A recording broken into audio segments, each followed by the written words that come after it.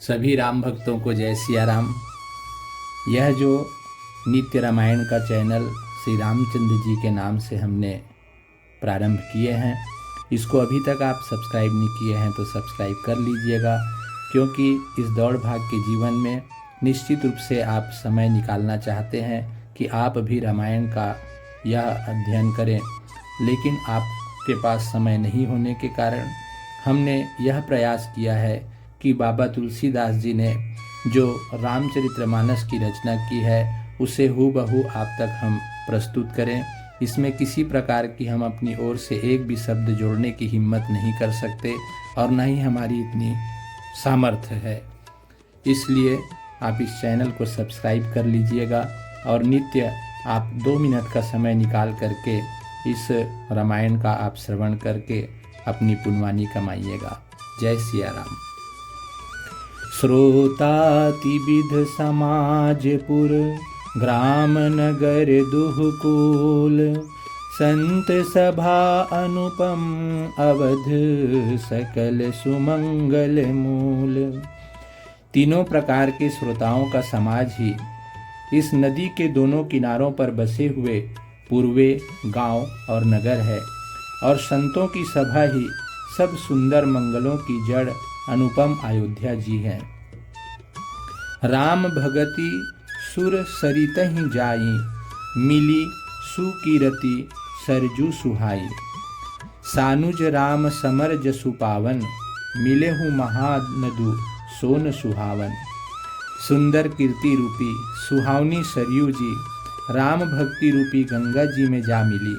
छोटे भाई लक्ष्मण सहित श्री रामचंद्र जी के युद्ध का पवित्र यश रूपी सुहावना महानद सोन उसमें आ मिला।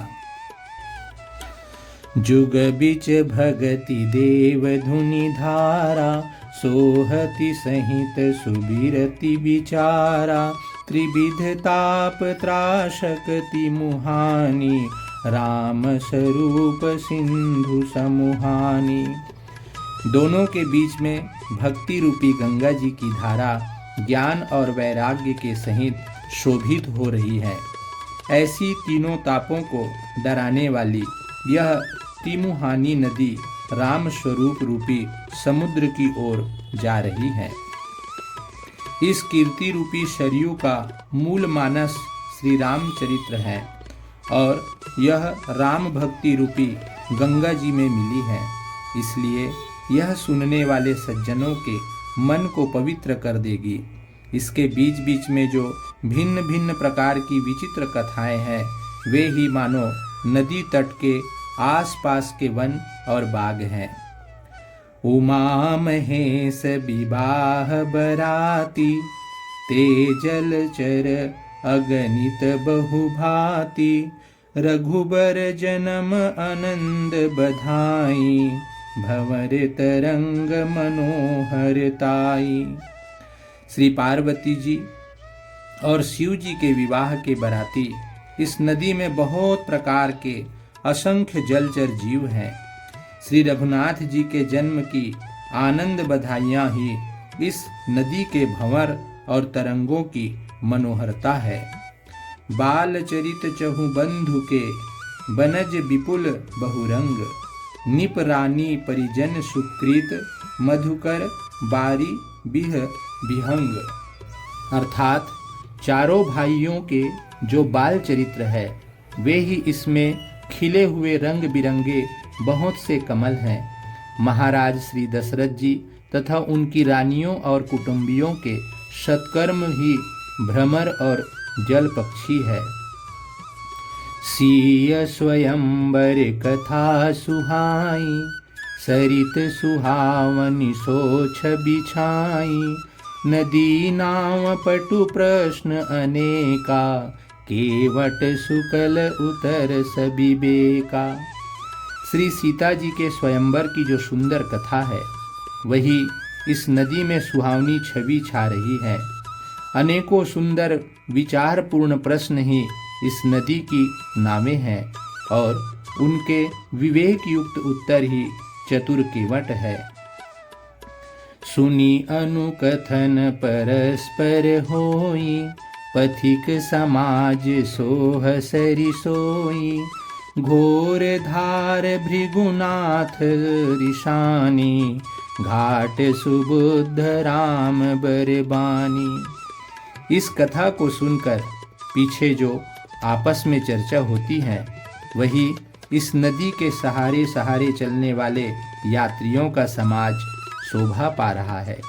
परशुराम जी का क्रोध इस नदी की भयानक धारा है और श्री रामचंद्र जी के श्रेष्ठ वचन ही सुंदर बंधे हुए घाट है। भाइयों सहित श्री रामचंद्र जी के विवाह का उत्सव ही इस कथा नदी की कल्याण कारिणी बाढ़ है जो सभी को सुख देने वाली है।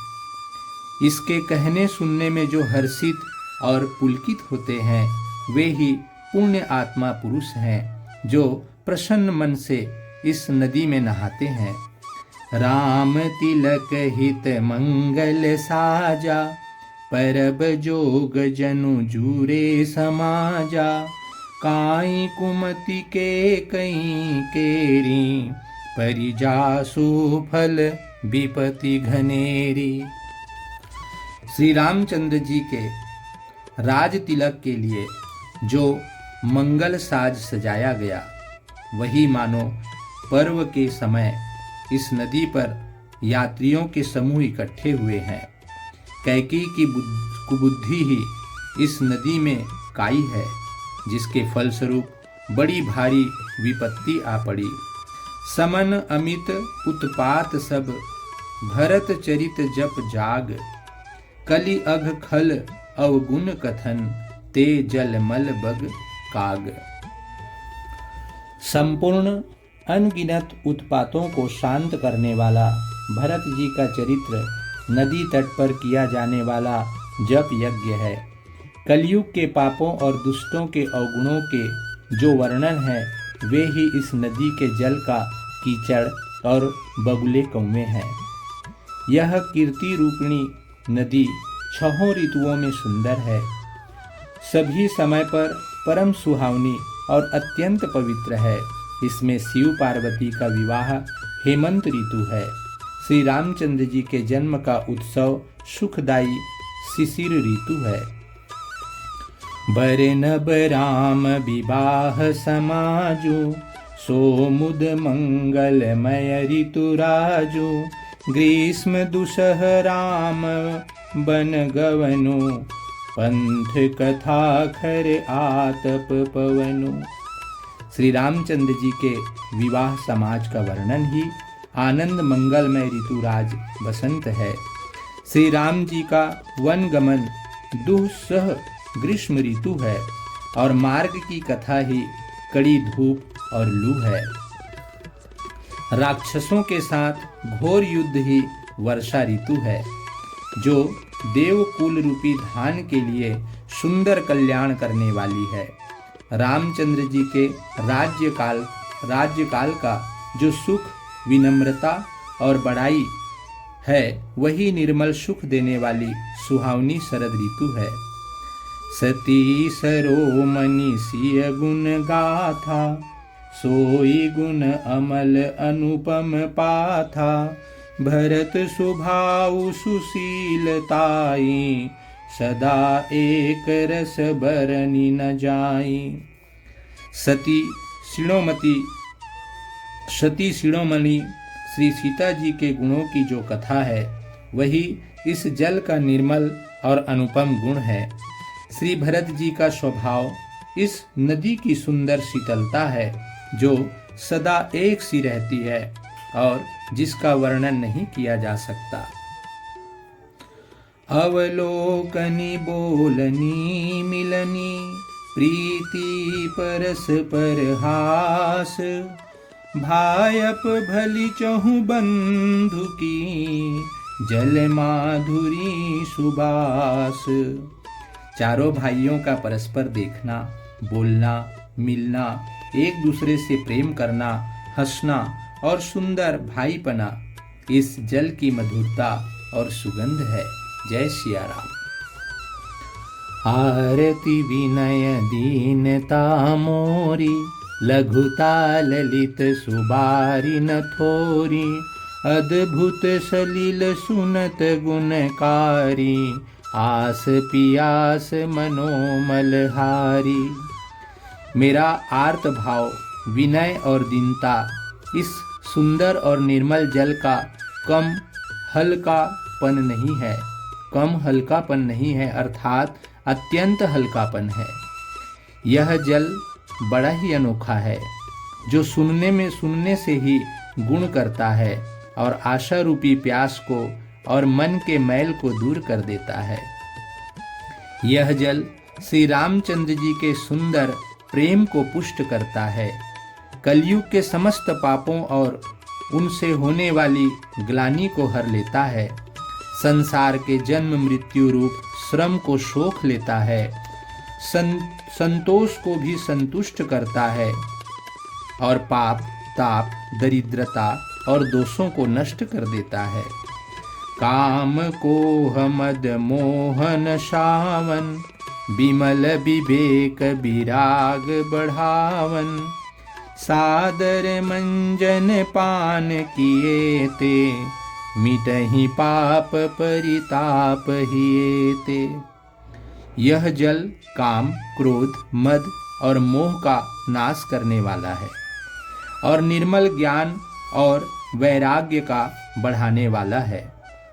इसमें आदर पूर्वक स्नान करने से और इसे पीने से हृदय में रहने वाले सब पाप ताप मिट जाते हैं।